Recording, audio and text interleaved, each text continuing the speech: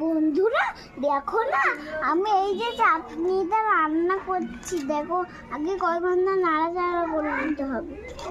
এবার আমি ঢাকনা দিয়ে দেব, ঢাকনা দিয়ে ওই ঘন্টাটা দিতে যাই। এবার চলে আসলাম আমি, তো দেখো ঢাকনাটা খুলে দিলাম আর একবার নড়চড় করে দিলাম। এটা কিন্তু আমার দিদির খেলনা, এটা কিন্তু ভাঙা যায় না, সত্যিকারের খেলনা। দেখো